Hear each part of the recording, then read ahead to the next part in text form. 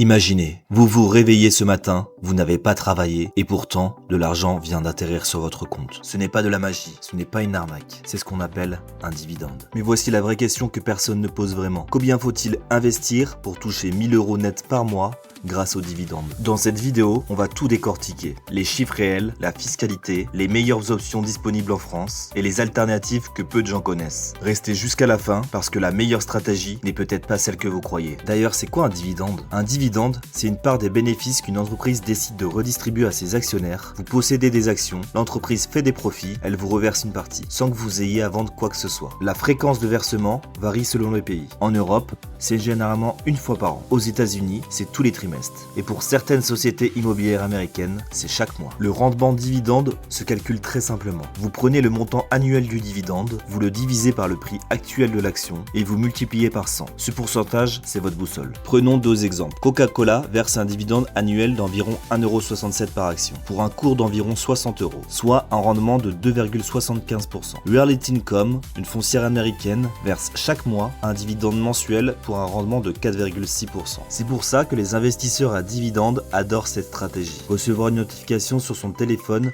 pour un virement entrant, sans avoir passé le moindre ordre en bourse. C'est le revenu passif dans toute sa pureté. Avant tout calcul, il faut parler d'impôts, parce que le dividende brut et le dividende net, c'est très différent. La grande erreur des débutants, ne regardez que le rendement brut affiché. En compte titre ordinaire, vous payez la flat tax à 30% sur tous les dividendes perçus. Sur 100 € bruts, il vous reste 70 € net. Simple, mais douloureux. En PEA, les dividendes s'accumulent sans imposition immédiate. Vous profitez des intérêts composés à plein régime. À la sortie, après 5 ans, vous ne payez que 17,2% de prélèvements sociaux et pas l'impôt sur le revenu. C'est une économie substantielle. Pour les actions américaines, attention à la double imposition. Vos dividendes sont d'abord taxés à la source aux États-Unis à 15% grâce aux accords fiscaux. Puis vous payez la flat tax en France sur 100 € bruts d'Apple. Il vous reste en réalité environ 59,50 €. La leçon à retenir, toujours raisonner en net, jamais en brut. Et autant que possible, privilégier le PEA pour maximiser l'effet des intérêts composés. Pour toucher 1000 € net par mois, il faut 12 000 € net par an. Avant flat tax, cela représente environ 17 000 € bruts annuels. C'est notre cible dans tous les calculs qui suivent.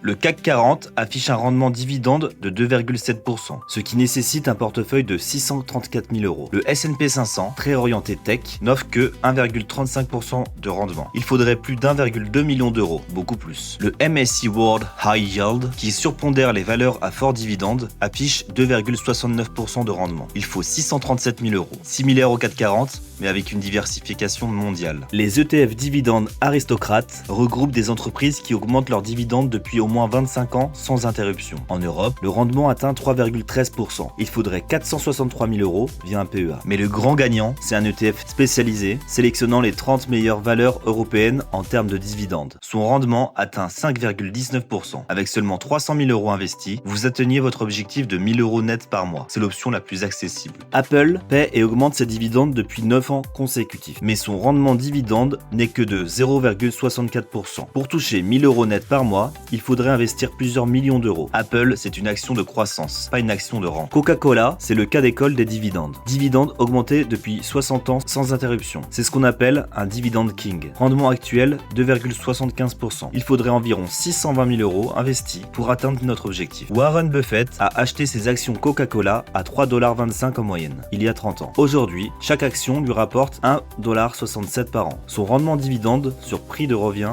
dépasse 54%. C'est la magie du temps combiné aux dividendes croissants. Realty Income est une foncière américaine qui verse ses dividendes chaque mois depuis plus de 25 ans. Rendement de 4,6%. Pour nos 1000 € nets mensuels, il faudrait environ 370 000 €. C'est 7 fois moins qu'avec Apple. Pour résumer, Apple nécessite plusieurs millions. Coca-Cola, 620 000 €. Realty Income, 370 000 €. Et notre ETF champion, seulement 330 000 €. La diversification via les ETF bat souvent les actions individuelles sur ce critère. Première réalité souvent cachée. Toucher un dividende, ce n'est pas gagner de l'argent. Quand une entreprise verse 10 € de dividende par action, la valeur de l'action baisse mécaniquement de 10 € le jour du détachement. Vous avez 10 € dans la poche, mais votre titre vaut 10 € de moins. Les entreprises ont 5 façons d'utiliser leurs bénéfices. Investir en R&D, rembourser leurs dettes, racheter leurs propres actions, acquérir des concurrents et en dernier recours, distribuer des dividendes. Le dividende est souvent le signe qu'une entreprise n'a plus de projet de croissance excitant. La preuve par l'exemple. Les entreprises du Nasdaq versent quasiment aucun dividende parce qu'elles réinvestissent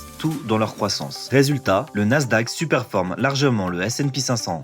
Dividendes aristocrates sur 20 ans. Les sociétés qui versent beaucoup de dividendes sont généralement des entreprises matures. Elles n'ont plus de grands moteurs de croissance. Ce n'est pas mauvais, mais il faut le comprendre avant d'investir. Les dividendes sont un outil puissant, mais pas une fin en soi. La vraie question n'est pas combien toucher en dividendes, c'est comment faire croître son patrimoine le plus efficacement possible. Première alternative, la règle des 3 à 4%. Investissez dans des valeurs de croissance, S&P 500, Nasdaq, MSCI World, laissez votre capital croître, puis quand vous avez besoin de revenus, vendez 3 à 4% de votre capital par an. Les simulations historiques montrent qu'à ce rythme, votre capital ne s'épuise jamais, même sur 30 ans. Avec l'inflation actuelle, les simulations montrent que le chiffre idéal se situe autour de 3,5%, assez conservateur pour survivre aux crises, assez élevé pour générer un revenu réel. Un avantage méconnu de cette stratégie. Vous choisissez quand vendre. Vous pouvez sélectionner les années où votre imposition est la plus faible. Optimisez votre fiscalité et évitez la double imposition des dividendes étrangers. Deuxième alternative puissante, le réinvestissement automatique des dividendes. Chaque dividende perçu rachète de nouvelles actions. Ces nouvelles actions produisent de nouveaux dividendes. C'est l'effet boule de neige. Et c'est sur ce principe que Warren Buffett a bâti une partie de sa fortune. Sur PEA, le réinvestissement des dividendes est encore plus puissant. Zéro imposition immédiate, intérêt composé à 100%, fiscalité réduite à la sortie, c'est la combinaison idéale pour les investisseurs français. Phase 1, vous investissez 10 000 euros par an sur les S&P 500 pendant 18 ans. Avec un rendement historique de 10% annuel, dividendes réinvestis,